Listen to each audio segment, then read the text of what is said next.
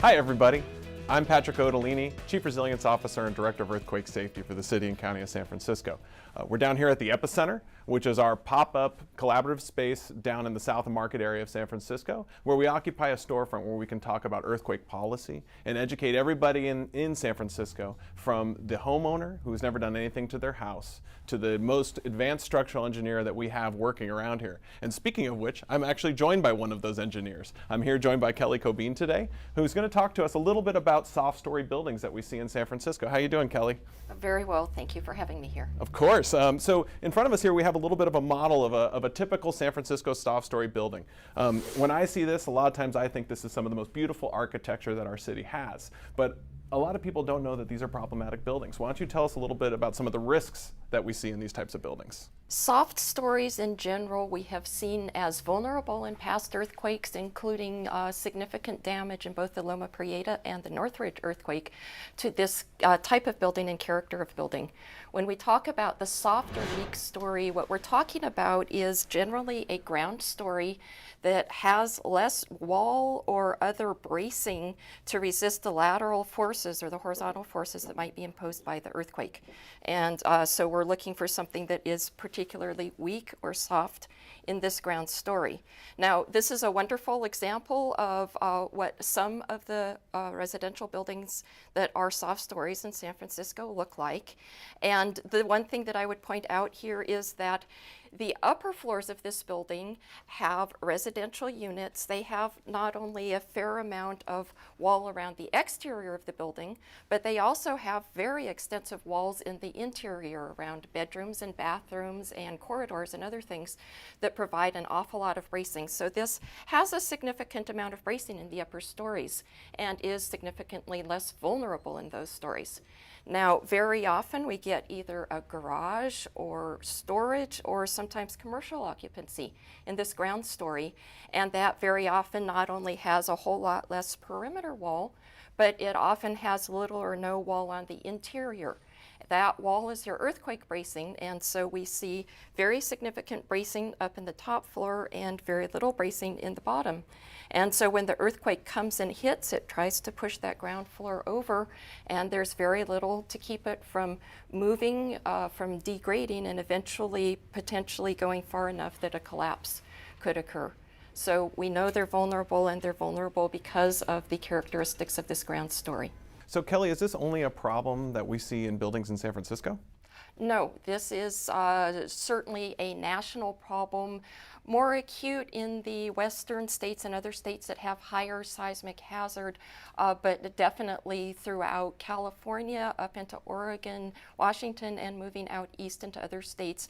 This kind of building exists, and this kind of building is vulnerable. And it's important to note, Kelly, I mean, you know, when you were involved with the Community Action Plan for Seismic Safety, I mean, this was a different way of thinking about these types of things. You know, we had a community member group of over 100 people that were involved, and you were one of them. Tell us about how those conversations went. Why did we decide as a city or as a community to start thinking about fixing these types of buildings?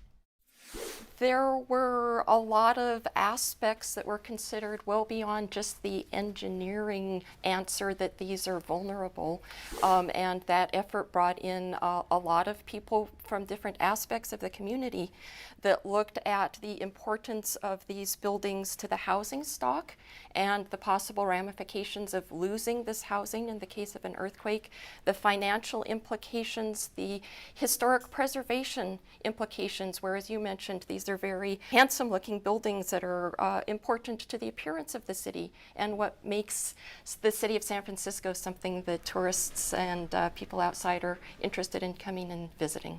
And I think it's such an amazing story when you think about the 10 years that the community spent talking about this issue, but we actually did something about it. You know, now we have an ordinance that's put in place that's going to protect 120,000 residents in San Francisco and retrofit over 5,000 buildings by 2020.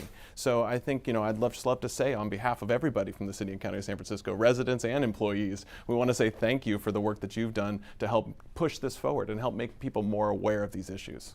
And it was an absolutely fantastic community effort. In an earthquake, you know, what happens to these types of buildings? You know, what are we expecting to see here? What happens when the earthquake comes along is that it moves the ground both horizontally and vertically, but it's mostly the horizontal motion that we're concerned about, and it starts moving the building back and forth and pushing on it sideways. And as you can see when I start pushing it, the upper stories with all of the walls are staying fairly stiff and fairly straight up. And the lower floors, once you push them enough, actually do collapse, just like I did right there. And so luckily we can put this building right back up where it came from, so it's a lot easier. So Kelly, obviously these aren't real shear walls and real frames here, but when we start to retrofit soft story buildings, why don't you tell me about how this starts to make the property the building more stiff?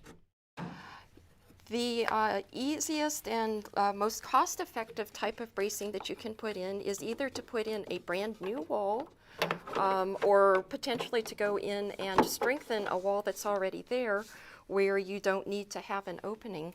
Where you have maybe a garage door or access to commercial space, you might go to a steel frame or other type of bracing system that provides the strength and stiffness necessary, but at the same time allows continued use of that area. But together, some combination of walls and frames or other tools that are in the retrofit toolkit can bring the building up to the strength that's required in order to remove the vulnerability from the building. So that when ground shaking comes, it in fact is a whole lot more resistant and less vulnerable. And ideally, this story down here would be made as strong and stiff as the stories above. And if I'm a property owner that wants to retrofit my building, what's the first thing I should do?